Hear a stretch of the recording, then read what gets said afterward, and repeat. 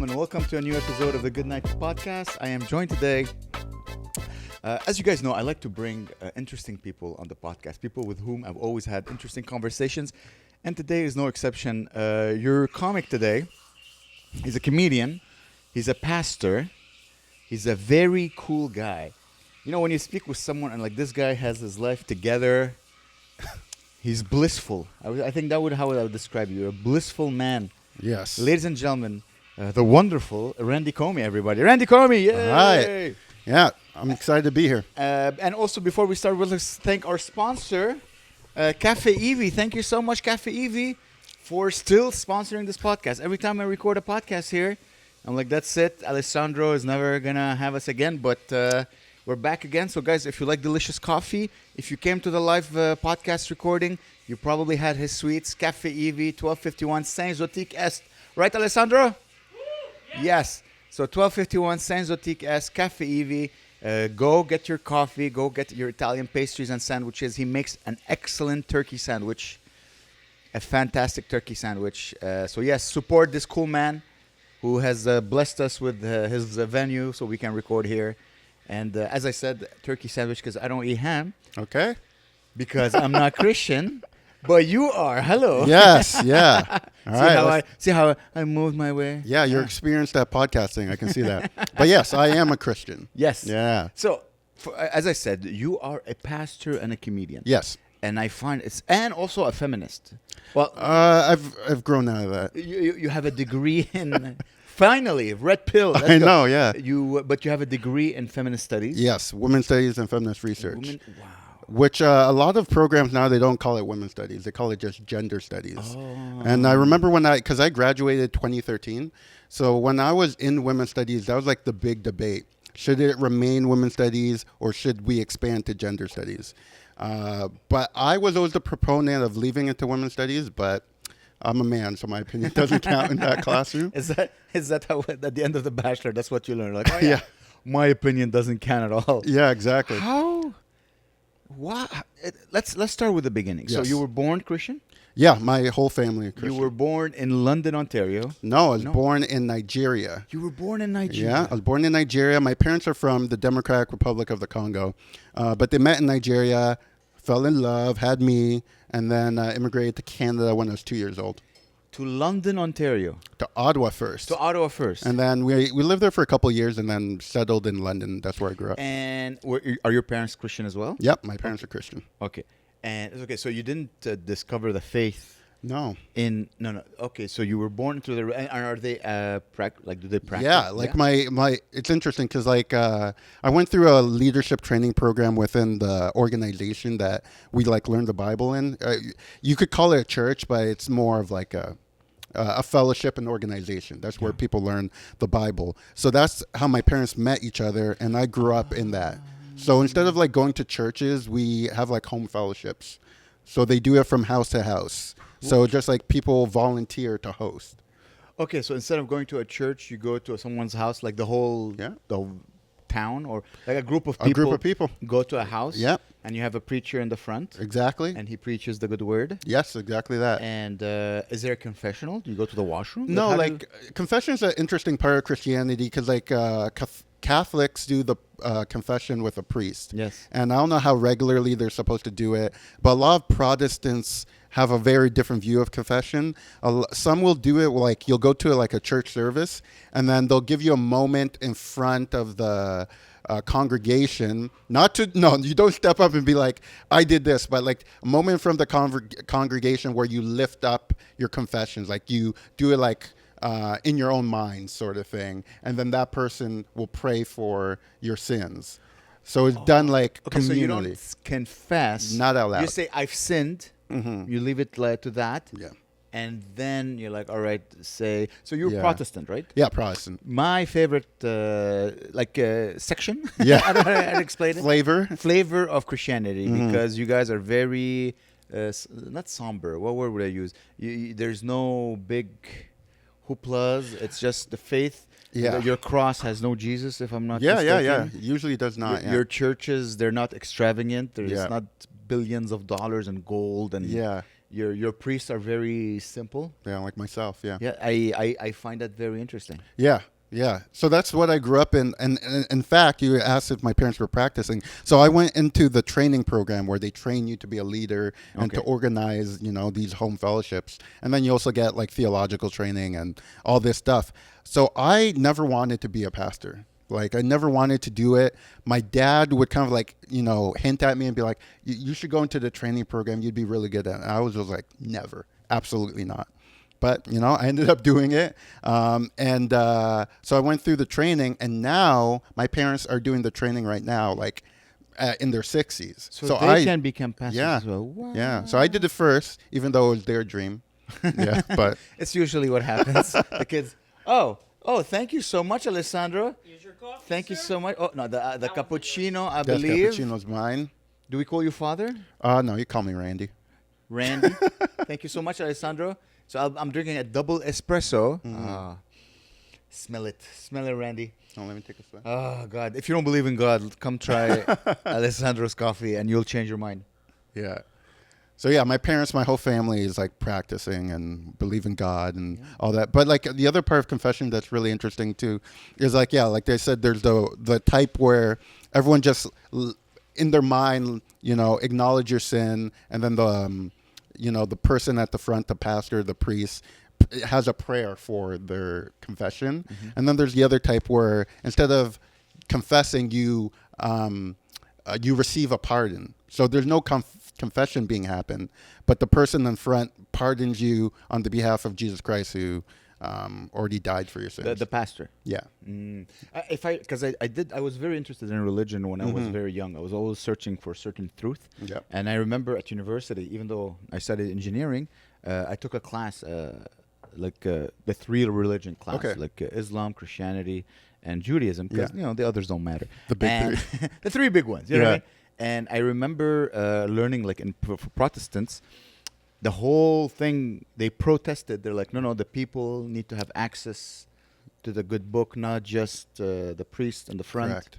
And this is what led the revolution, which led to Martin Luther. Martin believe. Luther. Yeah. No, I think that's the main thing. Like, we're just talking to Alessandro before we got started. Like, I think a lot of people feel like when it comes to their faith, or specifically with Christianity, but with any faith, they feel like confined because they don't know if they can ask questions. And they think that if I'm going to ask questions, they're going to kick me out of the faith, this and that. Whereas you're supposed to be, your faith should be thought about. It should be considered. Why do you believe what you believe, So I think that's why for me, when I ended up deciding to go into ministry, I was able to do it because growing up, there was never like, no, you can't ask that.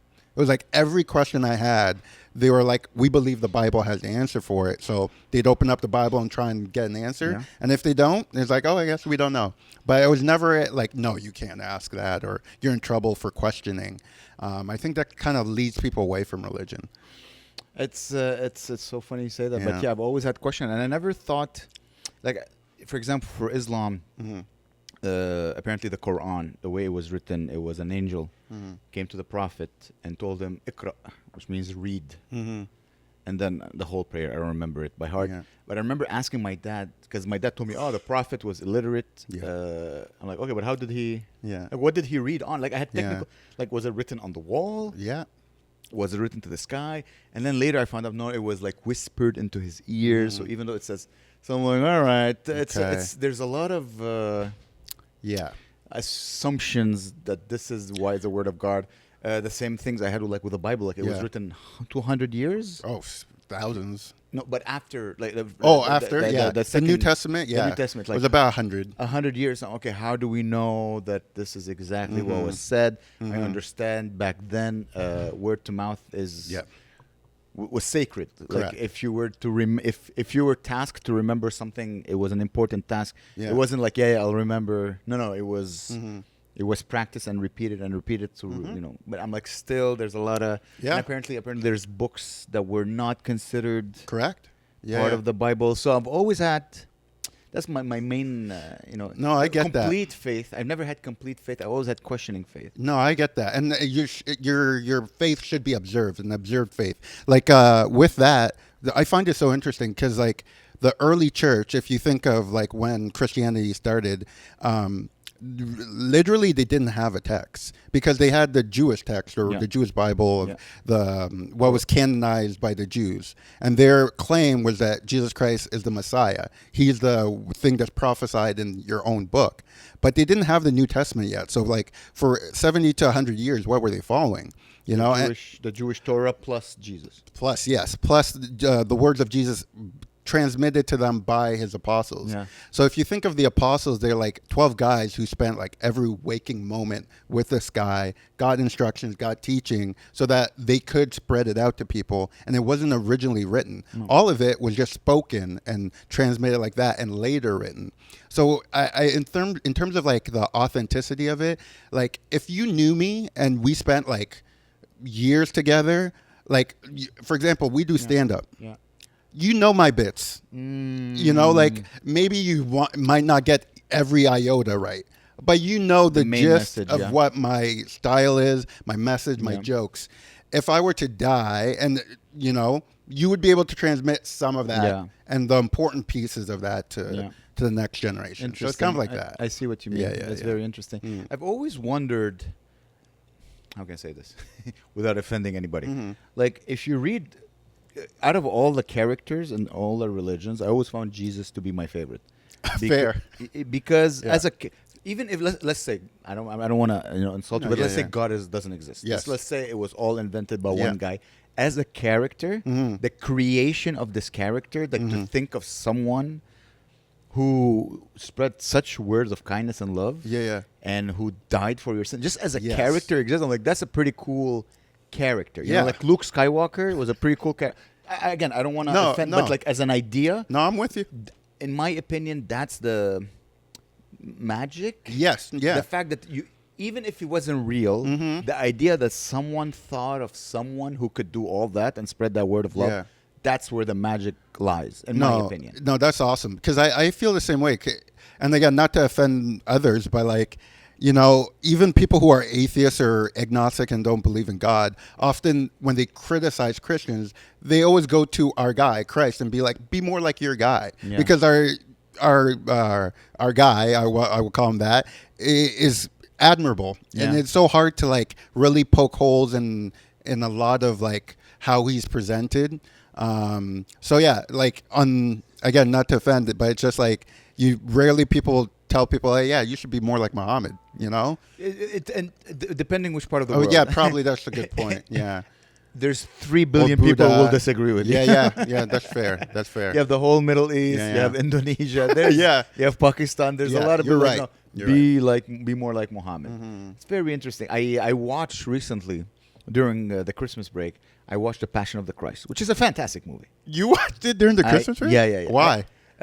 Because I had nothing to do, Okay, and it cool. was on Netflix, and I had my girlfriend's Netflix. yeah. It's so funny. I stole Netflix Yeah, yeah. from my girlfriend, and I watched the Jesus that's movie. so funny. And I'm like, yes, I don't know if I'm being if God is Christian. Yeah. I don't know if I'm being punished or I'm being rewarded. And I found it interesting how, like, what was the problem, do you think, with the Jewish priest back then? Is it just the fact that Jesus Christ declared himself the King of Jews? Was it like this the only issue? That's a good question. I think it was the main issue. Because the message, I know Jews, they all live like Jesus. Yeah, like yeah. they're good people. Yeah. So was it just the fact that you declared yourself as the King of Jews? Yeah. Or is it the message? Because the message, again, I know a lot of Jews, they live a lot by these rules. There's not a lot of, I think it's a little bit of both, but the main thing is that he declared himself the Messiah, and they just, that kind of shook their whole system of like their established core beliefs and their structure, because they had also a lot of power too. Like whether they were Pharisees or Sadducees, they had economic power, social power, political power, and you're telling us that you now are usurping our authority. They should follow you and not us. So that's a big part. And then also like, because Jesus Christ came and they had like their laws, and not that he relaxed the laws, but he had like a different approach to it that really, again, put them in a position of like not as much authority. Like for example, the big ones like the Sabbath. Like they had like a hard and fast rule of like no work or anything on the Sabbath, and he'd be like healing people on the Sabbath and doing other stuff, and you'd just be like, The Sabbath, the point of the Sabbath, the idea of the Sabbath is so that you can have a moment of rest and reconnect and be peaceful with God. It's not to become something that becomes a bondage for you. So if there's like a situation where I can help someone and there's the Sabbath, it's not like I'm going to stop helping someone because Especially of if this you law. have magical powers. Exactly. If you have magical powers, I think you'll be fine. Exactly. But that core like idea is like, even for me when I function as a minister, it's like I'm part of like an organizational structure. You know, I have someone who oversees me, and I also have a ministry that I'm a part of. But at the end of the day, my authority is God. So yeah, that structure helps. But if I ever get to a point where that structure is preventing me from doing what I know God wants me to do, I'll do what God wants me to do, and then ask forgiveness to this structure later. You know, but I think some people if God just, is the truth. yeah. Humans, your ministry, your who's above you as a person. Exactly. And then Is but God. the big boss Exactly. is God. Yeah. Interesting. But it's just so interesting because there's like people who, and you've probably met people like that, who are so like hard and fast by the rules. Well, oh, we're closed, I can't help you, and they're just like, whatever the rule is, they stick to the rule. But I've always been the type of guy like, why is the rule there? Okay, if the rule's there for X, Y, and Z, and we're still, you know, in the spirit of the rules, then we can make exceptions because there's like something that needs to be done. But you'll, in like whatever profession, you find some people who are just like so rule oriented, which is just never been me. Which is part of why I was hesitant to become a pastor or minister, because it's like they're gonna stop me from being me, and I'm gonna. And do you feel? Will it stop you from being you? In certain categories, like for example, like. I think people always have like a weird perception of me. Like, for example, I'll give you a clear example. Like, if it wasn't for my ministry work, I probably would be the type of guy who had a lot more tattoos or like facial piercings or stuff like that. Just because I find that cool. I like to do things that are subversive or like express myself in a variety of ways. Nowadays, I probably wouldn't get as many tattoos or piercings because now everyone's doing it. Yeah. So it's not subversive anymore. But like that's one way that, for example, like my ministry would prevent me in terms of like I wouldn't, even though I would love to get a neck tattoo, I wouldn't do it because I know as a minister that would like close certain doors in terms of people I could reach with the word, even though it would open doors in other ways. So it's not the ministry per se, it's the job. It's the job, It's the job requires you to be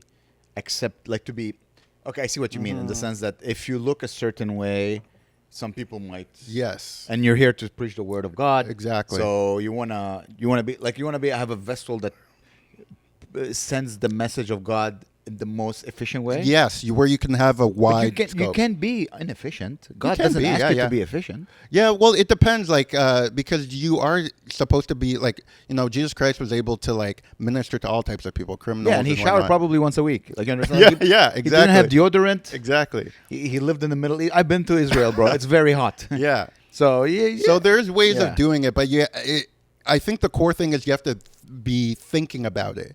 Like for me, if I do decide, you know, to get certain piercings or tattoos, I have to consider, is this worth it in terms of like, am I limiting the people I can reach? Okay. So and if so, but that's a Randy Komi parameter. Correct. Yeah. It's not a God parameter. Yeah, that's fair. Because God says, just as a minister, your job is to preach the good word, not necessarily efficiently. But just preach the good word. Yeah, you could do it to a single person. It could just be me. Yeah, I'm your ministry. I think that's the word. Like no, I'm your. What's the word again for congregation? I'm your your congregation could be just be one person, right? Okay, so it's a Randy thing. To a degree, but the scriptures do say to go to all nations and make disciples. So there is an idea of trying to cast the widest net of as many people as you can get. But each individual has their personal choice of like, there's certain things that I would do that another minister wouldn't do. And it's like, God made us individuals for a reason. You know, there's certain people I will reach that another minister could never talk to them or never connect, you know? So it just, I think with everything, it's just, you have to think about it. Yeah. You're also an artist. You're a comedian. I know he sounds very serious right now, but you're a hilarious comedian. You have very well thoughtful jokes that I really enjoy. I love watching you on stage. Thanks, man. I find as an artist, self-expression and lack of censorship is very important for me. Yeah, yeah. I want to say anything that pops in my mind. Yeah, yeah, yeah. I don't. But I mean, I don't want to say I don't believe in God. Yeah. I believe in a higher power Yeah. that is good. But in my opinion, making people laugh is a blessing. It's a not a blessing. What do you call it? You're doing a good thing. Oh yeah. Charity. Yeah, yeah. No, not what's the word? When you're doing a good thing. In Arabic, we say hasana. I don't know. I don't know what word you're getting at. But you're doing a good thing. When you're doing a good deed. Doing a good deed. For me, yeah. making people laugh is a good deed. And this requires me to be unhinged, say crazy wild things, because the only thing I want to get people to laugh Yeah. and be happy. Yeah. Do you find as a minister this gets in the way of you? You're not a dirty comic. No, I never heard you curse ever. No, I'm not a dirty comic. I don't think it gets in the way. Like when I first started doing comedy, I started like the first set I ever did was when I was 14, and it was in high school. Wow. Yeah, that's the first set. 14? Yeah, and then I got hooked ever since. And then when I started to do it consistently was when I was like 18. That's when I started doing comedy clubs, yucks, and whatever. So to answer your question, like when I first started, I was just like, I'm gonna go make people laugh. I'm gonna do whatever. And because I started in the high school environment, I had already the confines of limitations to what I was able to do. You know, so I had to find out how to be funny that way. And then I went to comedy clubs, and I was still myself, but then I expanded out, and I went through different iterations of being really dirty, less dirty, whatever. But I don't really feel, I feel like, I feel similar to you. Whatever's going to make that group of people laugh, go for it, you know? But for me, I just put a little bit more limitations on myself in terms of like, I don't know. I don't want to do anything that I find out of character. Not like, how would I say? Like, for example, I have a congregation or like people who see me one way, they can see me in another way too. People are complex, but I don't want to do anything that I think, my only limitation would be like, is this making God a joke or making my faith a joke in a negative way? Okay. Because I do have jokes about my faith, but you know, detrimental to it. So that's my own limitation. That's your limitation. Yeah, okay. Okay. Well, before we continue, as we said, oh my gosh! Oh, this is his good deed. This is how he'll go to heaven. Thank you, Alessandro. Guys, look at this. Look at this. Beautiful. Look at this. So what are we eating? What are these called? These are called Zappolis, and these are? Those are S cookies. S cookies. Eclairs. Eclairs. Look at this. Look at this, guys. This is. I don't know if this is a sin. They're so good. This is. Thank you so much, Alessandro. All right, let's have a. Please, sir. By all means, have something. Okay. I wanted to ask you a question. Okay. Because I think I was watching a movie and it popped in my mind. Let me search it. What is a sin? Yeah. As a pastor, I should probably have a good answer for that offhand. But it's like, well, God prescribes a way of living. So is anything outside the parameters of what God prescribes in the way that life should be lived? So there can be, that's why a lot of times people have this heart thing where they're just like, well, I'm not hurting anyone. Yeah. And he's like, yeah, that doesn't mean it's not a sin. You just put that own definition of sin in your mind. At least in a Christian perspective, a sin is anything outside of like God's design or format for your life. Yeah. Is there some things that you challenge your books, like in your experience in your life? I mean, you're a man. Yeah. You're not just a pastor. You're a man. You've had girlfriends. Yes. Yeah. I mean, again, you can cut it if you don't want to. You've consummated sex before marriage. Yeah. Yeah. Is that considered a sin in your book? How do you live with the fact that you're also human? Yes. So with that, I would say, well, of course, there's a lot of different, we talk about the forgiveness of sins, but you don't go into things sinning knowing that you'll, ask for forgiveness later. Just do this, sorry, because we're on video. Did I have some on my face? No. Okay. Did I get it? Yeah, you're good. Okay. So, yeah, like, I don't live afraid of sin. I live looking forward to, like what God has given me and what is available.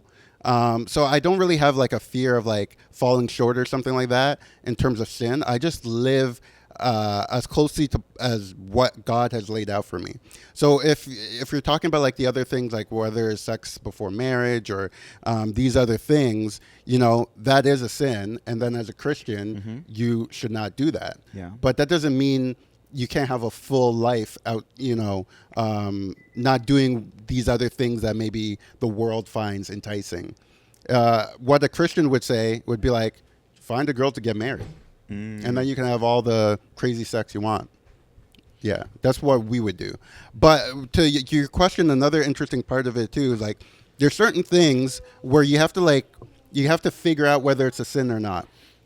Like for example, there's a big debate about abortion. Yeah. Is that a sin? There's things like if we're talking about like the Christian idea of marriage, you're talking about like if a woman doesn't find a partner and wants to just artificially inseminate, is that a sin without having? So these are things where you look at the scripture and you do the best of your knowledge what you think is When according you to say the word. you mean a person by itself should arrive to a conclusion? Or is it the church that should arrive to a conclusion? The person. The person. Yeah, the Is it person. in your church, or because I know there's, I mean, the Vatican has a bunch of people who weigh left and what is good and what is bad. But I say depending on denominations, they might have a different stance on that.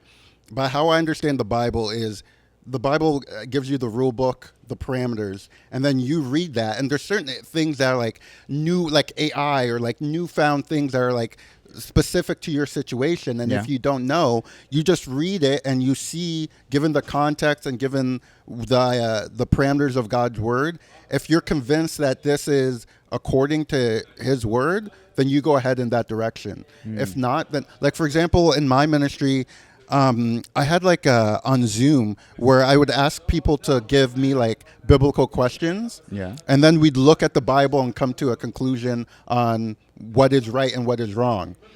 And I told them, don't believe it just because I said it. You know, I'm going to show you what I see from the scripture, but then you have to make up your mind yourself. Because I don't want to send someone to hell or in the wrong direction based on Randy said. It has to be you read it yourself and you were convinced. okay, so a person should have the critical thinking. Yes. Okay, so you didn't choose to be a Protestant, but did you choose to be a Protestant? In the sense that did you study other religion? Do you have like, okay, this is my problem with the Islam. This is my problem with the. No, that's a great question. No, for me, I always believed, but in terms of like practicing, especially like when I was a teenager, like in my Sorry, 1 second. yeah. Merci beaucoup. Yeah, so when I was in my 20s and in my teens, I always believed, but in terms of like believing to a point where like I made it a part of my life or like practice, I wasn't there. I was just like, sort of, I don't know, just looking around. But I never got to a point where I like critically observed or like looked at other religions. I was just like, I believe that Jesus Christ is the Son of God. God raised him from the dead. Yeah. In terms of like, if I want to live a Christian life, I was like, until I got to a point where I was like, I want to be successful in life.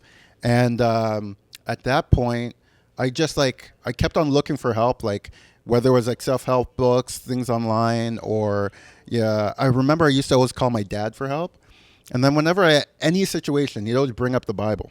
So at one point I was like, oh gosh, every time I'm going to ask you about anything, you're just going to bring up the Bible. So I was like, let me read it for myself. And like actually like start reading it daily and figuring stuff out. And once I did that, I got to see how like it actually helped me live a better life and be more successful. Can you give me examples of like moments, like a light bulb moments, or like a shocking, like, oh, this is what I need to be successful? And like what was? Yeah, that's a good question. I don't know if I have like a specific, because I just like, you kind of just live your life. But the main one was like, there's a scripture in Matthew 6:33 that says, seek ye first the kingdom of God and his righteousness, and all these things shall be added unto you. And if you look at the context of that verse, it's talking about your material things. It's not talking about like, it's literally talking about physical things. You'll receive your material needs if you put God a priority in your life. That's what it's saying. What does it mean to put God a priority? Yeah, so that means like there's different ways you can go about it. That could be like prayer before your day and you acknowledge God that way. It could be giving to people within the church or to the church itself. one way that I practiced it was like, whenever anything about God or like the Bible came, like any opportunities, I would prioritize either going to our fellowship meetings or being involved in those activities first. And then if I had time for other things, I would do those other things. Okay, so here's the thing: is that this is your interpretation Yeah. of putting God first. Yeah, yeah. There's a variety of different ways people can. Everybody can interpret it differently. Yeah, and they can. This is too But that's the complicated. thing. That's the thing. I know other religions and a lot of people want like clear-cut answers of everything, but that's you presuppose not preposition presupposition. But I know it. A pre-assumption? No. Like let's call it that. Yeah, like you assume. No. Like you go into the Bible Yes. or you go into whatever religious text and you're expecting it to tell you, don't do this, don't do that, and give you cut and dry answers. That's your own assumption about it. And there's a lot of that I believe in the Bible. But then God also gives you a variety of like he doesn't dictate your move in every situation. There's a multiplicity of situations that you'll encounter. And then how you apply that principle will be different in different situations. So for me with, like I said, I decided, okay, I'm going to keep God first and all these other things, God will figure out a way to bless me. So a big one for me was stand-up because like since I was 14, I wanted to be a stand-up comedian. That's all I wanted. And to put God first in that was like, it was a challenge because when I realized that I had the calling to be a minister, I was like, okay, am I ever going to do stand-up again? Am I going to be able to get to a point where I wanted with stand-up? And, but, I trusted God. I was like, this is my way of keeping God first. I heard your call to go into ministry, and I'm going to do it. So I spent like 2 or 3 years of my life not really doing stand-up regularly because, up until that point, that was like my whole life. I moved to Toronto. I was doing stand-up like 3-4 shows a night. But then I was like, oh, I got to be a minister. I'm going to go get trained, go to the United States for 2 years where I didn't do stand-up. And I saw a lot of people who I started doing stand-up with getting like on TV, this and that. And I was like, oh, you have the temptation of like, did I, mess up? But the second I got out of, my training, I was able to come back and do stand-up and still be able to do all the things I wanted and even garner more success than when I started before. And then I think I've also just become a better comic by having a different point of view, so there's like... I don't know a single... Yeah. I've been doing comedy for 10 years. I never met another minister who's also a comedian. Yeah, so it's... I maybe had the assumption or the fear that I was going to lose out on something. But if you're really doing something God's way, I would say, then God will reward you in a variety of different ways. And then you'll be like, oh, okay, I can do this, How do your colleagues or other ministers see? Because, again, you're a comedian, you work in clubs, there's alcohol, there's harlots. Yeah. You're in seedy clubs and, it's at night and, this is where the devil comes out to play. This is where the temptations come. Yeah. How do other people who do your job as a minister see you? Yeah. Like, oh, he's not 100% Yeah. into it. Do you feel that there's judgment? I don't feel so. Like within my particular ministry, like people get so excited. They're like, "Oh my gosh, you do comedy?" They love it. Because I think people also have like this idea of what a Christian or like a Christian leader looks like. Most of the people I know who are ministers, a lot of them used to be ex-musicians who were playing music full time, and then they heard God's call, and they're not as sheltered or live this like pristine life. A lot of them maybe were into drugs and did other things. They've lived life, so it's not like they're shocked at comedy clubs. There's some Christians who are like, oh, clutching their pearls like that. But in terms of like my fellow ministers, they're excited about it, and they're like they have like the same curiosity of like that you have. Like, how do you manage being a Christian or being a pastor and doing both? So they're not like, they don't judge it. They're just a little bit curious. You said it twice, and it made me interested. You said you received the call. Yeah. How can you explain how did that materialize? Was it a feeling? Was it something you saw? Which senses were excited? Like, how did you feel like this is my calling? Like, it was almost like it was almost like audible. It was almost like to the point where you in the Bible you hear about audible revelation. I haven't really had that, but this was the closest because I was in Ohio where our ministry's headquarters is, and that's where like I was taking this like class on the Bible. It's called the advanced class, where like really helps you learn a lot of like the more in-depth stuff. And I remember like sitting in the auditorium and like the guy was talking about a whole bunch of other things, but there was just like this one line that he said. It was about like one of the people in our ministry who did like a lot of work to organize it and sacrificed a lot. And she said, we planted the trees so that others could enjoy the shade. Yeah. And I remember that phrase. I was just in the auditorium. I was like, oh, shoot. Like my whole life, people, even the Bible that you receive today, people like died to get that out to people. You know, there's a lot of work that goes into like people who decided to spread the truth to other people. And this whole time I was receiving it and not really giving anything. So when I heard that one phrase, it was like a life-changing moment where it was as if God just told me to go be trained. Because, you know, I grew up as a Christian and I received a lot of good things in my life because of it. So I was like, yeah, it's my turn to give back and help other people. It's very interesting. Yeah. It's funny because that's how I see comedy. Yeah. In the sense, when I do comedy, sometimes I have to remind myself, like, this is good. I'm Yeah. doing, even if I'm not saying, deep throating the mic. Yeah. And just saying awful things. Yeah. I'm, like, the sound of laughter is. Oh my gosh. Is like a religious symphony. Oh, yeah. That I'm making, you know the clown's prayer. I don't know if you ever. No, I've never heard that. Oh, I think I have it in my wallet. Let me read. Okay.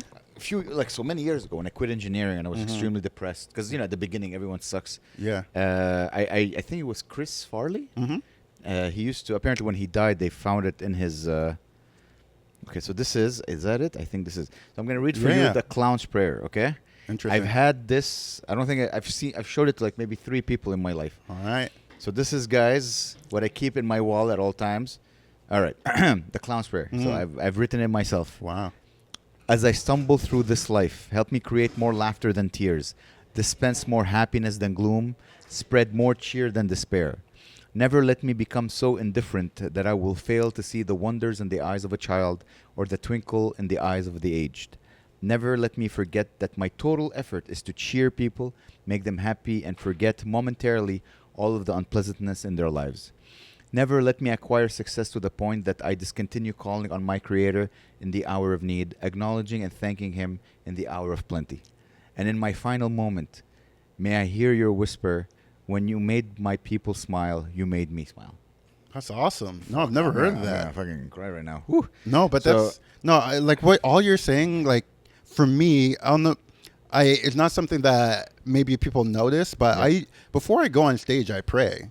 Like and my prayer is that I do well and that the people who came out there have a good time. Yeah. Because you know what's going on in people's lives, why they decided to get a babysitter to spend this time. Like people need to have joy and have laughter. If you do it by means of, you know, doing jerking off motions and dirty jokes, then and that meets their need, that's great. But like for me, like one thing, even sometimes I touch on jokes that like I think in some way could rub people the wrong way or could offend them. But I still my goal is to get everyone to laugh. Like if you're a leftist person, I might make fun of you, but I want you to also be included in laughing. If you're super right wing, like I want everyone. The goal is for everyone in that room to have a good time. I think if you're unable to laugh, whether you agree with the joke or not, Yeah. there's something wrong. You should reconsider your life. If you're like, if you do this, Yeah. so it's not that whoever was saying something that made you go, it's not his fault. Something's wrong with you. I truly think so. Yeah. I did a spot yesterday and someone was going, "Aw," and for me, "Aw," it's like a virus. Like because you just say "Aw," you're not judging me for telling the joke. You're judging everybody who laughed. Yes. So you're trying to I am better than everybody because I went "Aw" to a blowjob joke. Yeah. Something is wrong with you because you're ruining other people's happiness. You're not committing a good deed. Yeah. You're committing a sin by stealing people's happiness.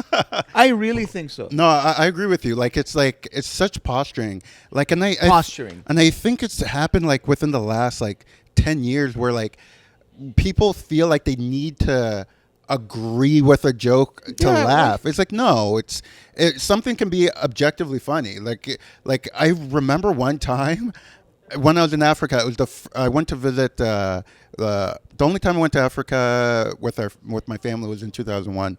We went on vacation back to Congo, and that was the first time in my life I saw someone slip on a banana peel.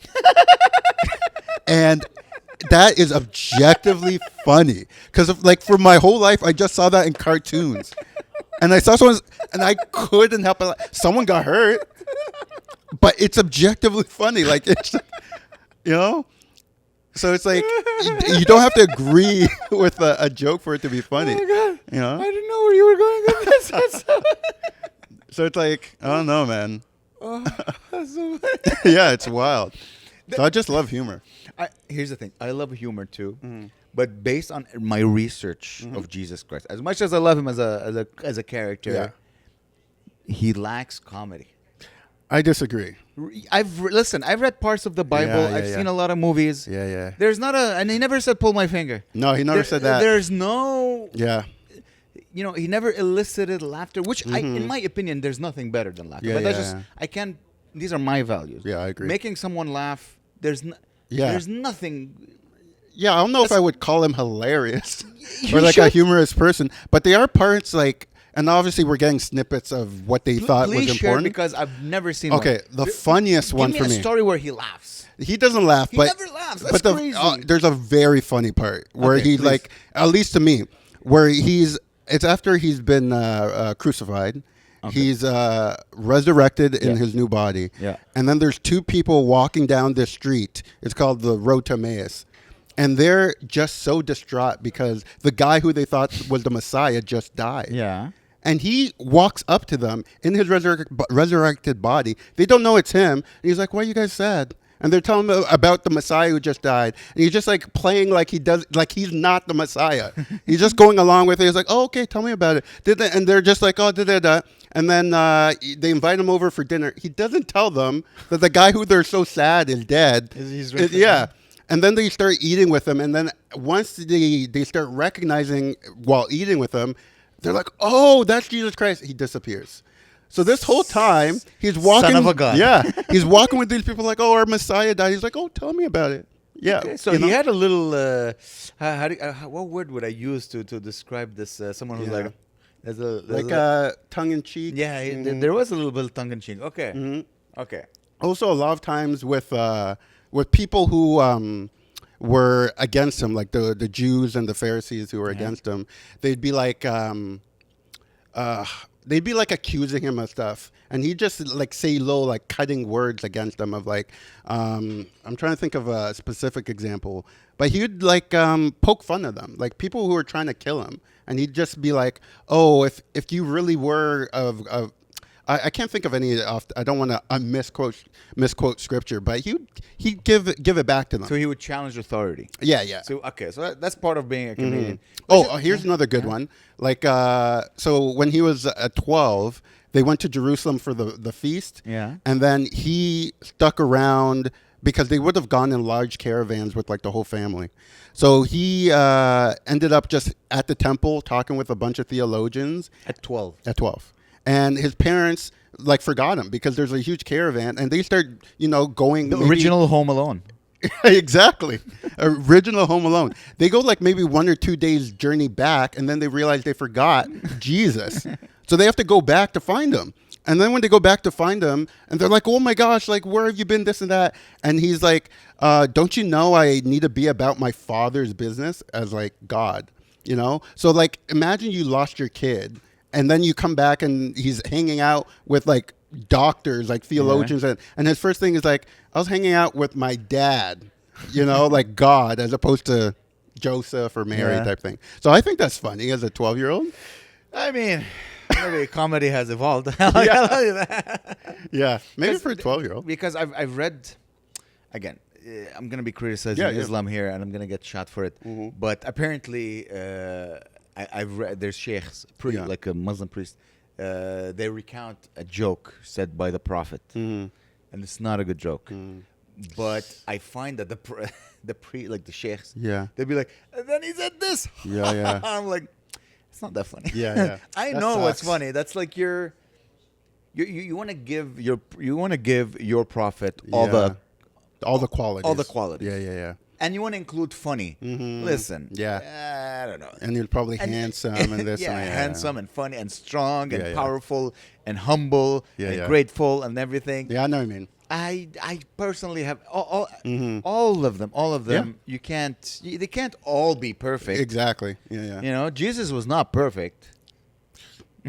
I mean, you don't have to agree with it, but he was still human. He was still human. right? He Yeah. was in a.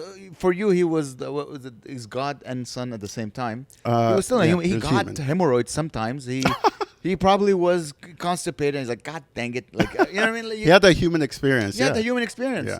which made him human, which Yeah, made yeah. him not perfect. Yeah, But there's yeah. just- Yeah, and then also like it's kind of like what are we recording? Like the point of what they recorded of Jesus Christ wasn't necessarily to make you laugh, but yeah. he probably was like a. But I don't- it's he just- might have been a funny person. He it's might have such an not been. important- Like for example, like here, I haven't been hilarious, but they can see me on stage and be hilarious. hilarious on So- stage, guys. Completely different person.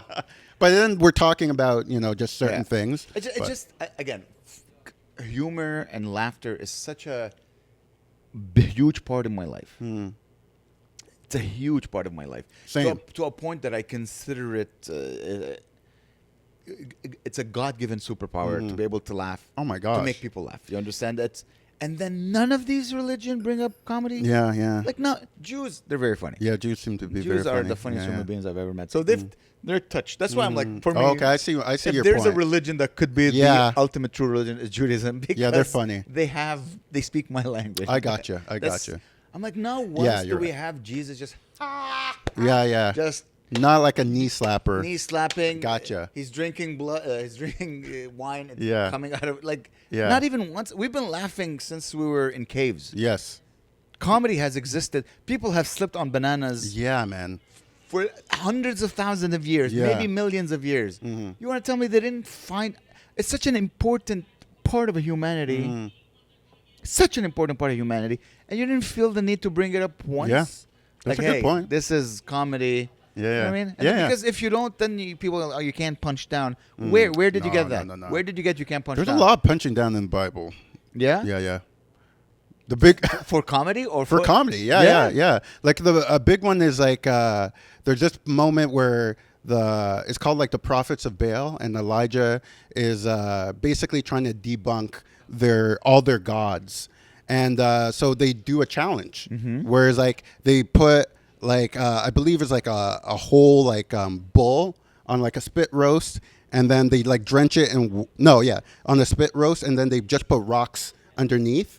And then there's one for all the prophets of Baal and their many gods, and then one for Elijah's gods. And he's like, whoever can make the fire come out and burn this bull, that's who like the true God is. Yeah. So the prophets of Baal, they try it with their like, praying to their gods, this and that. And then Elijah is taunting them. He's just like, oh, what's your God doing? How come he's not hearing your prayers? Is he on a voyage? Is he taking a nap? That's like, he's like taunting them. And then obviously he does it and the fire, so that's humorous. That's punching down. I mean, if you don't consider everybody to be an equal, Yeah. that is. You're Well, he's taunting making them. fun of their he- God. He's taunting them. Yeah. It must have been an interesting time where this is where people argued about Oh my gosh. who's the ultimate God. Yeah. That's why it's really hard for me to get offended around God stuff. Like I think people clutch their pearls, but like say God does exist. He's been hearing a whole bunch of like slander to his name. We're probably like if let's say we're all his children. Yeah. Bro, compared to the Cro-Magnon Yeah. who used to just like, oh, I want this woman and this, and then, like we're angels. Exactly. Compared to 50 years ago where everybody says the N word. Yeah. we're angels. Yeah. We're the easiest generation to Yeah. have compared to what we're doing Exactly. hundreds of thousands. So I of don't years think ago. God gets offended that like No. why like don't- not like that. I don't. So I- I'm just like, yeah. and I think the people have a right to like make fun of my religion. They don't believe it. Yeah. They can make jokes about it, and I think that's just free speech and whatnot. And I just I tried to write a Yeah. joke about it. I think the way I built my life is that Yeah. I think every religion, I think all major religions say somewhat the same thing. Mm-hmm. Like, but Getting each, a similar idea. yeah, they have a lot of similarities, which is normal because we're Mhm. all human. And well, so what I do, but I find every religion sometimes they'll say things in a better way than Yeah. others. So I try to take something from every religion and I build my own religion. Mhm. Like the joke that I have is that I say like for example from Buddhism, I think meditation. Mhm. I feel present. I feel in the moment. When I speak with someone, I'm fully Yeah. engaged. From Christianity, Mhm. Jesus Christ. Mhm. What a guy! Yeah. Truly, Yeah. do unto others Mhm. what you want to be done unto you. Yeah. What a Yeah. the ultimate rule. That should be the only rule. Yeah. I know. Right. Islam, Mhm. taking risks. They're the best at it. Let's be honest. And Judaism, managing risks. That is funny. That's funny. So you take something from Yeah. every religion and you build, your Oh, for sure. your own Like, temple or whatever. even you for wanna me, call to a it. degree, like I really do appreciate in Buddhism, like the whole thing about killing desire. I don't think it's not. Like, you can go to extreme with it, but like just being able to control and have that self control, I think is so important. Yeah, that's why we have Ozempic because people cannot. Truly. Yeah, truly, It's crazy. truly. I bought peptides. I have What not are used them yet. peptides? So the Ozempic and Oh, okay. Manjaro, they're all a form of like peptides, which is supposed to control your Yeah. appetite and make your body burn more fat or whatever. Okay. And I have a friend who did it, and he lost like 10 kilos Oh, nice. in like 3 months. And I cannot control. Mm. I love eating. That's gluttony. I think it's Yeah, gluttony, yeah, yeah. I love just stuff in Dude. my mouth. I get it. Like I feel I'm so blessed that Yeah. I have just great Yeah, you have a genetics. six-pack. You look Thank great. you. Yeah, I just have great genetics, but I don't have that much self control over eating, which is so sometimes I go to I go to a fast food place and I see people who are bigger than me Yeah. ordering, like all this food and this and that. And I think they assume that I'm like, work out super crazy, but it's just like, dude, it's luck of the draw. If I had a different set of genetics, I'd probably be huge. Yeah. Yeah, but I've gotten better. But I do lean towards just like eating junk. I personally think my mouth must be advanced because I feel all the yumminess Yes. so much. Oh my gosh. Have you seen the movie The Whale? No. Okay, so there's this scene. Do you know what it is? It's the one with Brendan Fraser. He's super fat. super fat. That's all I know. Yeah. There's a scene in that movie where he I think it's called it's not binge eating. There's a term for it where he eats multiple pizzas where he smears mayonnaise on it and he just throws it down his gullet. He's having chicken. It's the most disgusting thing. Gorging, yeah. It's the most, and it lasts for a minute and a half. And I was so disgusted. And I talked to someone who I know used to be morbidly obese, and she's like, yeah, that's what it is. Behind closed doors, because I guess there's a psychological thing where you're self-harming through Yeah. eating, where it's just they just do that. And I'm like, oh my God. And he was he would do that and then go get a tub of ice cream and just eat it. Whew. I was like, that's so fucking gross. Here's the thing. Right now, Yeah. in my fatness, Yeah. I still remember being skinny. Mm. I remember. That's the problem with getting fat. Yeah. Is that fat blocks your arteries, not your memories. So you remember. So now the quantities that I eat now, I'm like, yo. Yeah. I'll eat 2 bags of chips and here's the thing: to get fat, you have Yeah. to be always uncomfortable after you end up eating. That's what I'm learning right now. Is that you eat and you're like, oh, because you stretch so much your Yeah. innards. So to get to let's say 400 pounds or 300 Yeah. pounds, that's every day where you're eating to a point where you can't breathe, you Yeah. can't sleep, you can't do anything. Yeah. Yeah. Yeah. That terrifies me because I'm at the point now where when I eat, I'm eating double what I used to eat, let's say 2 years ago. And I'm like, okay. I'm like, Okay, ooh. okay. So if am I chasing the pain? Mm-hmm. I don't know. It's terrifying. I don't know. I'm planning on in February to start the peptides. Okay. So if I die, guys, it's been a pleasure. Yeah. I bought them online. I have no idea if they're good. I don't mean online. this in an offensive way, but when were you skinny? When were you thin? In the past couple of years, I gained 40 pounds. Mm. I was 2 years ago. I was 200 pounds. Okay. I'm now 245. Okay. And do you feel like that affects your self-worth? Not at all. Good. Good. Not at all. It here's the thing. Everything that I write jokes about it, and I feel good about it. So, and I don't only eat my pain. I also eat my happiness. Yeah. Like, let's say I'm sad, I will eat. Yeah. Let's say I'm happy, I'm celebrating. Like, let's eat. Yeah. Food for me just heightens Okay. whatever feeling I'm feeling. It just heightens it even more. Yeah. Maybe this is like a thin person talk, but like, I can't even imagine how I'd feel if I like gained 100 pounds. I'd feel like I let myself down somehow. Yeah. Mm-hmm. Well, my self-worth has never been associated with my body. Yeah. I'm very like my That's ego. good. No, because my No? ego, my pride, my self-worth comes from my brain, my Okay. thoughts, and my computing abilities. I don't know how to explain it. No, I get it. I've always been very proud of my brain. Mm-hmm. I've always considered myself very smart. Mm-hmm. And whenever I felt I wasn't smart, I just worked so hard Mm-hmm. to show myself and others that I'm very Okay. smart. So this is where my ego, my self-worth, blah, blah, blah, comes from, which is not a good thing. Because Yeah, it should not, none of these things should make up your self. What if I have agree. an aneurysm tomorrow and I can't talk and I just drool and I can't make sentences? So I know it's wrong, but this is where it comes from. So I never got laid because of my body. I never got anything because I look good. I've always got what I want because I was smart, and I did the job very well. Okay. So the fact that I mean, I don't. No, I feel it's probably for me is because like I'd say in the past received like compliments about my body. You have a tremendous. Thank you. Yeah. I've known girls who dated you who complimented me. Like, they're like, oh my God, he has a six pack. He has such a sexy six pack. Girls have told me that. Yeah, so I think I've received like enough compliments that if I were to let that slip, I'd feel like, ugh. Yeah? Like, I don't think it would change my identity or self-worth, but I'd probably feel a certain way about, like, maybe like if I'm in my 50s or something like that, then, your body is like maybe a little bit different. It's not going to look like what it looked like in your 30s.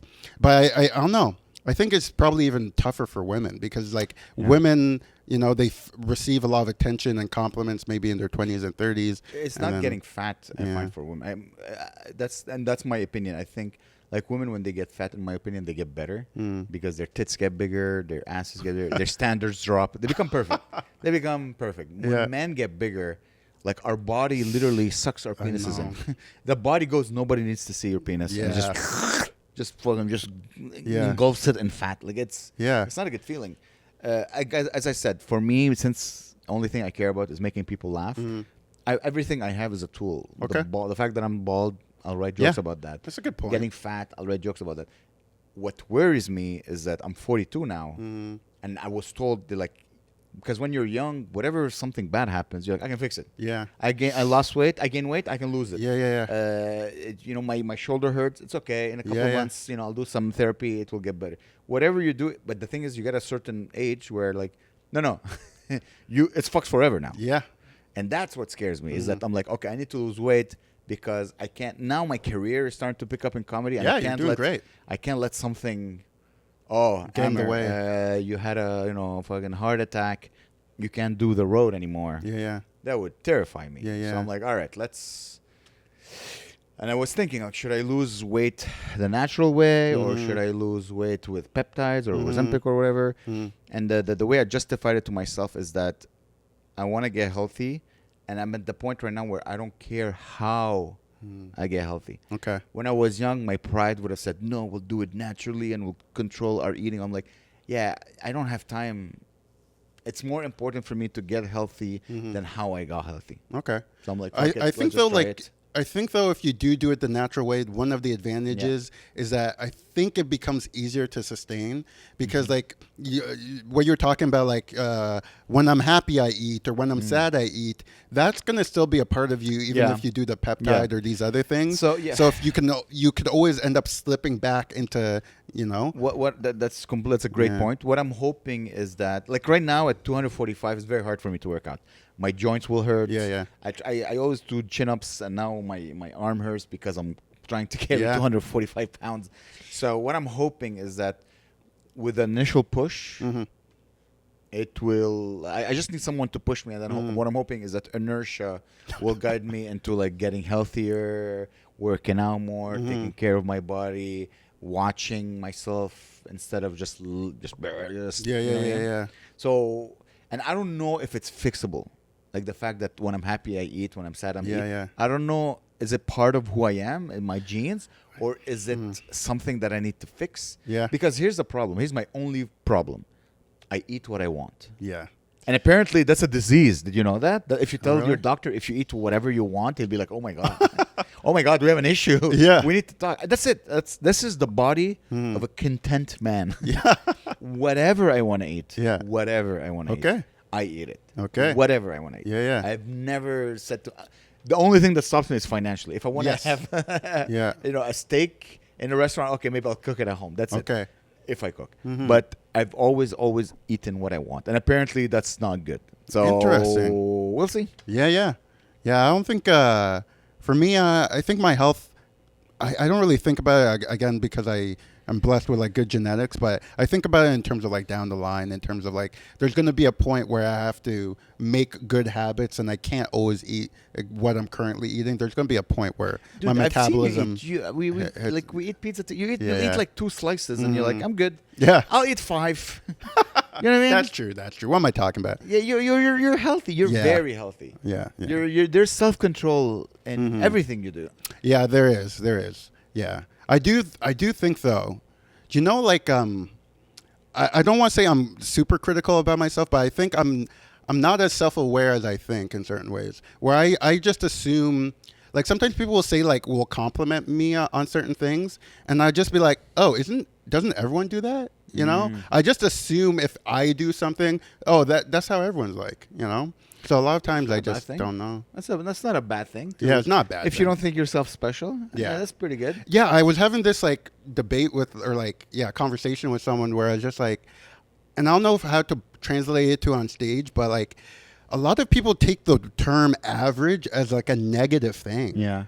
And I'm just like, no, most people are average. Yeah. It's not bad to be average. I view myself as average, and then I was talking to a girl, and she's like, no, you're much better than average. I'm like, why is average a negative? Like, you know? Because everybody wants to be special. But we're all special in different ways. That's part of being average. Yes, of course, we're all special in different way, but we live in a society where you get to be special in like 4 or 5 things. The hottest, the richest. That's the special that people look up on. Like, oh, this is the kindest person I know. Yeah. No one gives a shit. It's 2026. No one cares about these qualities. Yeah. How many followers do you have on Instagram? Yeah. What? Only 2,000? That's disgusting. You should kill yourself. No, that sucks. But that's the every generation. Everybody wants to be a king. I know. I've noticed that. But yeah, for me, I think I'm like, I'm average height and Nobody average. wants to be average. Nobody wants to be average. But it's okay. Of course it is. Yeah. But nobody. Because here's the thing. We need a average movement. You know how there's like the body positivity thing? Just average. Just be average. Just average. People, I don't know why people look so down on it. Like even like The Average Man. That's the name of the podcast. yeah, the average man. The Average like, Man. Even I remember it's not so much, but like it's not so much in comedy. But there used to be that span of time where everyone was making fun of like people with fish photos and their Instagram and or their Tinder profiles, and I'm like, dude, guys can't have hobbies. Like that's just like it's an average hobby, and if you don't like it, then move along, But like I think people are just trying so hard to be to not be average, where it becomes fake to me. They all become. That's the new average. Yeah, just Everybody's trying to be different, but in the same different. yes. Personally, the joke about like, oh, look at this guy holding a fish. Well, the guy likes fishing. Yeah. But I think the issue comes from in a world. In a world, in a world where everybody's being judged on like 5 photos to decide if you're gonna copulate with that person. The fact that so many were holding a fish, that became the issue. It's not if it was just one guy. Hey, I just fished and I caught this fish. It'd be like it's just a. But the fact is, like every single man showing pride. In the fact that he fished. This is where it became the joke. Okay. Because we found out fair. with online dating that men like to fish, and men like to pose with these photos. And men believe that by showing this photo they will get laid. This is, I think, where the jokes come from. Okay, I see. And for me, for women is even. I mean, if you're gonna judge men like this, we can judge women as well. Men are so dumb that they'll look at a woman who's intentionally posing in a way Yeah, yeah. to showcase how big Yeah, her yeah. chest is or how big her butt is, and men were like, "Oh no, this is how she looks like." Yeah, yeah. And men, they're like women, they're lying. Yes. You know what I mean? They're lying by the special pose and whatever, and we just accept it. Yeah, and I think the flip side of that too is like, I think this is not a hot take, I don't think, but I think men are way more attracted to the average woman than women are to the average man. Like, like just I think men will fuck anything. fair. But that's a part of my point. I think Yeah. women are, and it's probably part of their genetic makeup to be so selective. But like you'll see, Women, like but you'll see a guy and he's like you know how many times I've seen like a male woman like just delivering like a can of post. I'm like, oh, she's hot. Yeah. And she's just wearing, she's bundled up, and she just had like a pretty face. I'm like, oh, whatever. Yeah. You know, like just the average chick is just so much more Like, attractive. I have younger friends in Yeah. their 20s, and they're still at the age like, oh no, I wouldn't have sex with her. Yeah, yeah, You know, she's like 40 pounds overweight. I'm like, you're gay, yeah. dude. Like, and like I Oh, have yeah. no. Not only have I had sex, but I've like rubbed one out to porn where the girl is not conventionally attractive. I have no. Yeah, yeah. Like I hope my girlfriend's not watching this. She's stunning. She's Yeah. a beautiful, gorgeous lady inside and out. Uh-huh. But like if it comes just to jizzing, And I think most men are like that because remember Secretly, I the think all whole men ick are like thing, that. the whole like women with their list of icks and Yeah. stuff. My whole thing is like, guys, we don't really have icks. Like I've had situations where girls have done things that I've like found like repulsive or weird, and I'm just like, I guess that's what I'm into now. Like, it's like that's this- my new fetish. Mean, dude. I've dated girls who were mean to me. Oh, when I was in high school, I was like really into mean chicks. yeah, Yeah, that is. very mean. I don't know why. Why? I don't You know. care. Oh, this is a big one. Like, Sorry. no, I remember this moment. Like I said, I did stand up in high school. Yeah. And there was the hottest chick in our school. She looked identical to Megan Fox. Wow. Like, and anyone who knows her, Yo, give us a name. Nikki. Oh, damn, I can't spell that. But yeah, okay. but like everyone knows. Like she was gorgeous. Stunning. Megan Fox. God Like damn. yeah, maybe even better, right? So, but she was a little bit standoffish, a little bit mean. Yeah. And I remember one day I was like, this was in my first year of university, and I already started doing stand up in high school, and this was like right when like clips started to be shared on Facebook back then, and we're at a party, and just having a beer, and she just walked across and then just stood next to me, and I was like, yeah, I saw some of your clips. You're really funny. I was like, oh, thanks. That's all she said to me that night. That fueled my comedy career for like the next 2 years. Just the mean chick, The hot hot- mean chick, yeah. recognized my comedy as funny. Knowing you That's exist. all she said. Acknowledging your Oh my existence. gosh. Yeah. So there was a period of time where I was like into like mean women, and just being the one thing that they like kind of felt nice. That at my age now, that's the only thing that I'm like, nah. Oh no, I can't do that. Like now. I don't care. Like as long as you're kind, that's all I want. If you're kind to me, Yeah. that's the thing. I'll marry you and have 12 of your kids. Yeah, that's the thing. Have you heard those things of like making fun of dudes who like fall in love with like strippers, or like, Yeah. oh, you think that waitress really liked Yeah. you? I'm like, yeah, guys like kind chicks. Is that a flaw now? Like men like people who are nice to them. Who's being wrong? The men Yeah. who like kind chicks, or the woman who's getting paid to be kind? That's true. You know. The society. That's the problem. That's the That's thing. society. But now I do find, for me personally, like I grew up in London, Ontario, and I notice that I don't know why I'm attracted to like trashy, like You white do? trash. Yeah, like it's a flaw. If And you're- this, I'll give you If a you're a prime white example. trashy woman with tattoos, Yes.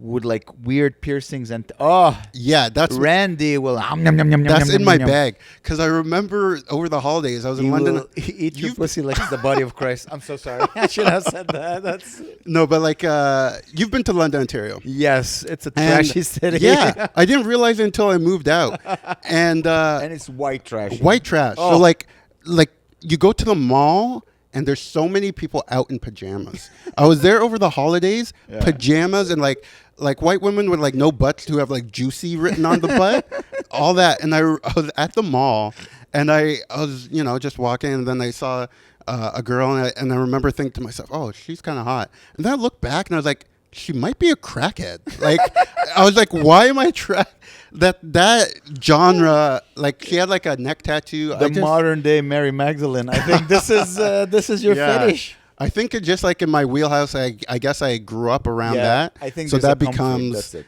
something that I'm But here's the attracted. thing. Maybe that's your type. Yeah. But I bet your dick will get hard to anything. Yeah, I think that's typical to a lot of men. But Yeah. this is your. I like a white skin with black hair. Dude, if you look at like my history of date, like Yes. having sex, Yeah, that's whatever. but girlfriends, I like white skin, black hair. There's something maybe in my Yeah. childhood I saw someone that had white skin and black hair and just stuck in my. That's you like. But here's the thing: do you try to save these hoes? Are you a Captain Save a Hoe? No, I'm not. I think maybe when I was younger, I might have been like tempted to do Yeah? that, but no, I'm not like that. No, that's not in my wheelhouse. Okay, these are questions again. If you don't want them, Okay, sure. so you're a man of God. You're a man of when you speak to your congregation. Yeah. It's sexy. A man who's able to speak with confidence. Yeah. Telling the truth with Yeah. passion. Has anyone ever hit on you after a sermon? Here's the thing. I will say no, Yeah. but I'm very bad at knowing when women are interested in me or like flirting with me. I've gone like hanging out with like chicks and then like halfway through the thing I'm like, oh, was this a date? Like I'm just really very bad at that. And then again, just like I mentioned before, I feel like I'm just so used to thinking everything I do is normal that I don't really think of that being like attractive to like certain women. So I'm a hard judge of character. For that. 100% it's Yeah? attractive. Come on, you have I don't know how Yeah, many yeah. people, like tens, 20s of people, and Yeah. just paying close attention to Yeah. everything you say. You're Yeah. talking with passion, and you're commanding respect, Yeah. and you're the word of God. Oh, For sure. I sploosh, think, bro. Yeah, I think for You're a certain, splooshing in the church. I think for like a certain like type of woman Yeah. who really wants like a man of God who's able to like not just a man, just Yeah. power. Is Power, sexy. yeah. Power. The same thing as a comedian. Mm-hmm. Listen, I've like my girlfriend. She's very hot. Like Mm-hmm. if I was just a regular Joe, Yeah. I don't think. But she saw me on stage and she's like, okay, this is sexy. This guy Okay. knows what he's doing. You have experience. Yes. You've mastered your craft. You're talking, especially again as a minister. Yeah. You're not saying jokes. Correct. The word of God is coming Yeah. from your mouth. Yeah. You're channeling God. And Yeah. And oh my God. Yeah, I don't Hot. I don't And you're recall. young, Yeah. jacked, cut man. You're trying to single. are you flirting with me? I'm not. I'm just fucking telling the ladies. Slide in his DMs. Send him some nudes. Yeah. No, but no, I just maybe I haven't recognized it. But I don't know. But for you, in terms of like, because you said, as a comedian, for Yeah. example, for you, I don't know how to use that power for good. For example, What do you mean? Like say I did want it to date, right? I don't know how would position myself as a comic or like something like that to make that enticing to women. For me, when I get on stage and I tell jokes, here's one thing I do notice. I feel like when I go into like a lot of spaces, I don't stand out. I'm like kind of like blend in with the crowd. Yeah. And then Your magic comes when the spotlight's exactly. on you. Yeah. And then I notice when I do get on stage, the women, I will say, they start to approach me differently. But I kind of get turned off by that. Oh, really? Yeah, I'm like, oh, Why? you just like that I did that little thing there. But Like, that's still an impressive thing to like. I know, but it's like I want you to like me for me. Well, let them get to know you. Fair enough. And also, you are you when you're on stage. Yes, So it's an a different flavor, exaggerated. yeah. It's funny you say that, but like Mm-hmm. again, this made me sound very gay. But like ever since I had my girlfriend, Mm-hmm. the energy I have on stage when I speak to women is completely different. Different, yeah. Like there's, when you're Yeah. when you're single and you're on stage and you do some crowd, Mhm. work, there's a little bit of flirting. Yeah, yeah, There's a little yeah. like now I talk about like my whole new album is gonna be pretty much about my girlfriend. Okay. So however, that's what I'm starting is that some women, Mhm. I talk about my girlfriend a lot on stage. Mm-hmm. Some women will still flirt with me at the end of the day. Oh shoot! Isn't that crazy? Now you just like I guess I blocked this out, but and this you don't have to cut because it's interesting. But like almost every time I would go to Daily Planet, there's like a stretch of like a few months, I would get like propositioned to like be like a third in like people's relationships. I don't know what about me that I said on stage, but they would like invite me. Like, come fuck my wife? Yeah. Yeah. And No. you can make your you But can isn't make your that church odd? bigger. No, but isn't that That is odd? very odd. Yeah, so I guess like I think I was present to one of those. I think you were. Was it like an American couple? And the girl was like really the woman. She was a Yes. woman. She was so. I think she you was saw that one. banging hot, and the husband was like jacked. Yes, that Was that- was really Yo. weird. That was a weird Dude, situation. she was hot. You should Yeah, I have. know. So it's like that is a time where I get on stage, and I guess you're right. I guess maybe people see the power or whatever, and let's- they'll be like, "Oh, this guy's young and handsome," and they're like, "Take my let's wife." Take my wife. That is, That's so weird. I've never had that. I've never Yeah. had been again propositioned Yeah. because I shit a lot about my like on myself on Yes. stage, and it takes a smart woman Mm-hmm. to like see what I'm trying to do. Because Yeah. if you look at the surface, I'm just being stupid, goofy, and silly and saying wrong things. Yeah. But a smart woman, like, oh no, I know what he did, Mhm. and she'll see that, and that's what sploosh. Yes. Yeah. So yeah, women who are usually now attracted to me are in their 30s, and Okay. they're like a smart guy. Yeah. They're like, ooh, I wanna sit down and talk to that Okay. guy. I think for me the No, you're hot, and you Yeah. don't shit on yourself. You don't have a lot I of. really don't. Yeah, I think for me my age bracket of women who find me very attractive is like older women. Yeah. Because now that I'm thinking about it, they're the ones who Like like crackheads. and crackheads. What are you gonna do? I don't know. You can't- I you do think I need to settle down and get married soon. Yeah. I need to find like What's a your wife. type? In case they're listening. If you're on crack, If you're if you have tattoos, if you're Yeah. white, yeah, okay. If we're being honest, yeah, it is like I've always been attracted to like tattoos, piercings, that type of like even like weird or interesting like hair. Now not so much because like it's become too commonplace. But I've liked the idea. I like the idea of like the type of women who like go outside the box sort of thing in Yeah. terms of how they present Yeah. themselves. But now that now that outside of the box has become the norm, like so it's kind like of an hard. like a real outside the Yeah, box. Like yeah. like an artist Correct. or a prostitute. Real outside the box. Again, the Jezebel. The Jezebel or the Mary Magdalene to Jesus. If you fit in that That category. look, that look. The Yeah. modern, The like modern. I hate men kind of. Oh Like my gosh. You've dabbled in the I hate men. Yeah. These women terrify me. Like, hey man, why would I date you? I'm like, just I gonna step know. away. I don't know. I think I've just like I genuinely am so interested in people and I like people Yeah. that all that stuff never turned me off. Wow. And I'm able to like interact with them because I did 4 years of women's studies, so I've heard all the man hating. Well, that's such a disarming. Yeah.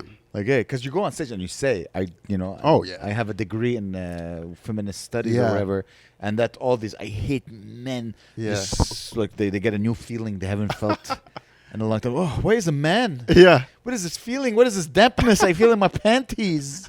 Ooh, Papa. Yeah. So I just know how to talk to them. Like I've just been around them like my whole Yeah, we're different. I have no Mm. interest because I like to. You're very accepting. I think I probably get- comes from being a minister where you just Yes. accept people Yeah. the way they are. Yes, and exactly. you're like, love from me is love from Jesus. So I'm gonna love everybody Yeah, yeah, yeah. equally.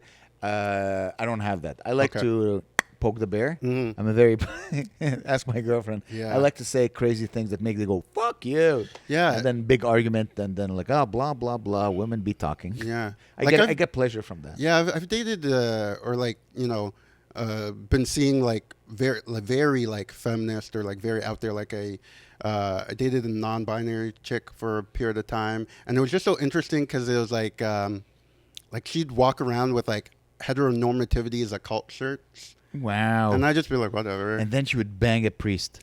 That's crazy. The So amount of just like- self-hate this woman must have. Yeah, I don't Wow. know. So I'm just like so used to that space. You just accept. I think that's your superpower. It definitely is. That You're I can say very about myself. accepting. That's why you're beloved by everybody. Oh, thank You you. just accept people the way they are. You're Yeah. not a. How can I say this? You know that your truth, Mhm. and you don't force it on anybody. Correct. And you don't get pleasure from doing that. neither. Correct. Like the you're right. The big one for me is judgmental. I'm not judgmental. No, not at like Not I even know. for fun. No, not even I've for never fun. heard you gossip ever. I hate gossip. And comedians, they gossip more than women. Yes. Like it's crazy. More than like housewives from the 50s. Yes. No, you're Comedians 100% love right. to I've never seen you gossip once. Yeah. You're missing out. I probably It's am. so fun. I really don't like gossip, and it's like Yeah, but I it's think like, I think our society has become so gossipy though. Yeah. Like even I'm trying to watch sports and they're telling me about like Tom Brady's personal life. Yeah. I'm like, I don't need this. We just talk about other people's business a little bit too much. That turns me off. But for me, it's like a hobby.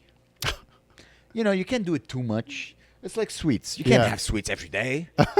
Well, a little bit from time to a little gossip. Yeah, did you hear? Yeah. I try not to spread gossip, Uh-huh. but I don't cook gossip. I'll Oh. never bake gossip. Oh yeah. But I understand it probably feels good. Oh, It probably feels feels good. naughty too. It feels bad. yeah. It feels bad and good. Mhm. You know what I mean? Yeah, It's yeah. like how can I what's the because I feel things. I'm Mhm. like for me gossip is like oh I shouldn't be eating this. Mhm. Like it's like having a coffee crisp after like 9 p.m. Yeah. You're like, oh, I'm not gonna sleep because I have it now. But Yeah. from time to time, you're like, yeah, I don't have nothing tomorrow. For sure. Yum, yum, yum, yum. Yeah, I'm maybe like every once in a while I might have. For me, dabbled, that's a but- sin. Yeah. Some things feel like a sin, Mhm. but sometimes I'm like, yeah. Yeah.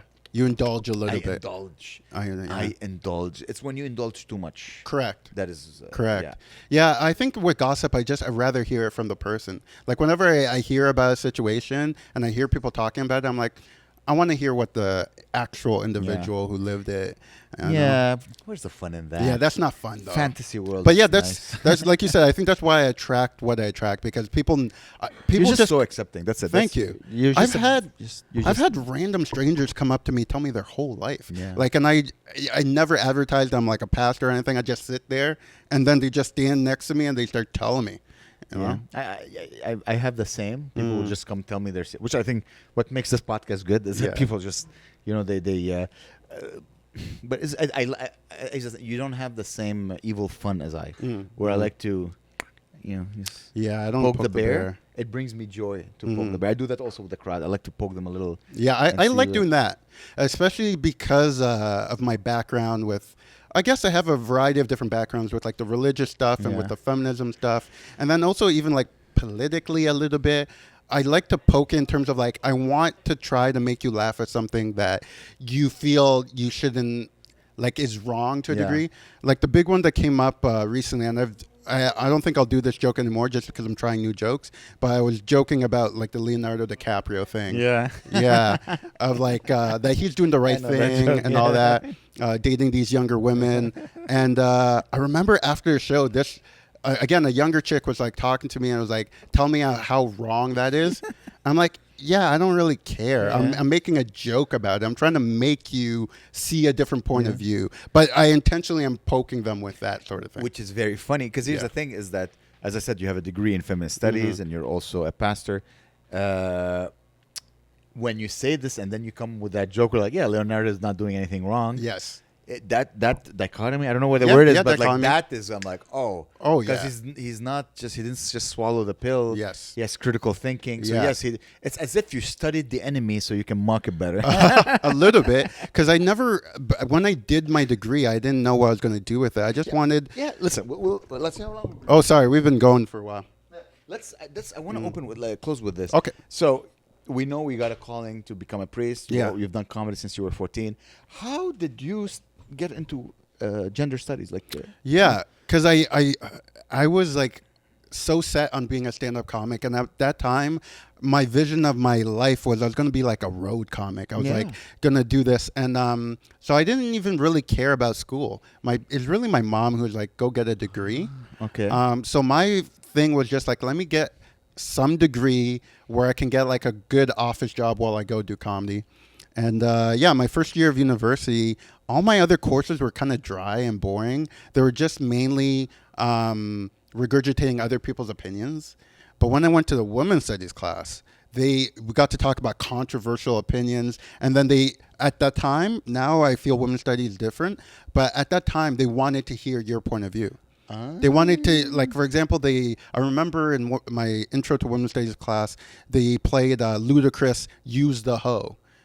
And basically the song's like, use the hoe. And it goes on like for like 3 minutes, and it has like other lyrics, but that's the main lyric. And they wanted to hear, how'd you feel about that? How's that presenting women, this and that? And so you got to express yourself. And so it was easy to get into that subject. And I was like, okay, I'm doing well. I'm interested in everything we're discussing. This is going to be my degree. One guy, you're surrounded by 80, 90% women. women. In the first year intro to women's studies class, there's a little bit more men because some guys are trying to pick up, which is probably... I was about to say. Yeah, which is Randy. It's not necessarily the best place to pick up. Randy, you're a handsome guy. You are studying, and you're a serious guy. You know, You're cut. You're black. Uh-huh. Surrounded by white women who want to piss off their dads. Yes. 40 women. Yeah. How many women? 50. Like, what's the... did you clean... Which university did you go to? Western. Western. Like, how many... like, what are we talking? Did you... You must have been everybody's favorite. No. I think that's probably a little bit of my own problem. Not and you're so being aware. And yeah, exactly. A woman will come to like, I hate men. You're like, tell me more. Yeah. Like, so for the first year, intro women's studies class, there's a little bit more men there because the guys are trying to pick up. So the ratio is not as good as you would expect. But even in that sense, it's the wrong place to pick up because most of those chicks are gay. Yeah? But yeah, like a lot They don't want to try one last cock? Nah. Some of them will make exceptions for black men for some reason. But yeah, the first year intro class is like, there's not good ratio. But once you start going a little bit further, I was like usually like the only straight man in my class. Wow. And there would like be a few queer guys. And then there was a lot of women. That's like reverse engineering. Engineering, it was like engineering 80 men and 1 or 2 women. Yeah. And I've dated both. But so how? Like, okay, so it wasn't like so here's the thing. Again, per week. 6? No, 0, man. No, 0. You didn't because you didn't take it seriously. You didn't care about anything. You just. And here's the thing. There's probably women who are probably interested, but I just so oblivious. I was a late bloomer in that sense where like I didn't get, this is what happened for me. I didn't get interested in girls until like maybe my last year of high school, first year of university. So by the time I get to university, all the other guys have like had girlfriends before. They have like 3-4 years of game on me. Yeah. So I'd like try to. But I mean, you're surrounded. Like, let's say you're a wolf surrounded by sheep. You'll catch a sheep. Yeah, but I You don't wasn't have a to wolf. be that good. I wasn't a wolf. So I just like I would Or assume like they're the wolves and you're the sheep, and they're like, it could be. But I was just so oblivious. I would imagine like probably maybe some were interested in okay, me. but how many? 2, 5, 10 over the course of your degree? Over the course of my degree, 0. 0. Yeah, I didn't date anyone. I was a virgin through university. Yeah, listen, I lost my virginity at 21, man. I think that's common for Yeah? men. I don't know. Everyone I speak with, like, it was 9. Yeah, I know. White people, they lose their virginity so quickly. Their parents don't care. Their parents don't care. Like I do that bit of like going to, and did you grow up? Did you have? Were you a teen here in Montreal? Yes. Okay. Like for me, it was so weird. Those parents who would like say, hey, if you're going to do drugs or if you're going to drink, do it at my house. No. That is wild to me. But that was a lot of the case in London, Ontario. So I think that's probably why some of those. Considering London, Ontario, it's just, like you get your people to the house so they can pray together. Yeah. In London, Ontario, we get to my house and we can all do drugs together. Yeah. So it was, I didn't really clean up in I probably could have, but I No, didn't. yeah. My mind just wasn't there. That's listen, we all make mistakes in life. Yeah. You know what? You're lucky. You could have been a single dad right now. For sure, for sure. But I think like next time we talk, maybe you should put me on game, like because I don't have any game. I don't know if I have game. I'm 42 now. Mm. So hopefully I will never be single ever again, but God knows. Mhm. I'm just your smile. You have a gorgeous smile. Thank you. And dude, you get laid, Mm. especially if what you're going for are broken women with. Just be yourself. Yeah. If this is your, just be yourself. Yeah.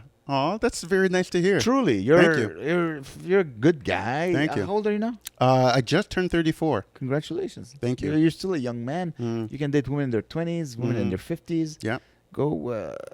I'm a good age bracket. Yeah, 34. Yeah, 40 is the best age I find. I agree. 40 is a good age to be a man. Yeah. It's. And I feel like the future's bright. You know, Do you want to find a? Do you want to? I think maybe within the next couple years I'll like actively like seek that out. Yeah.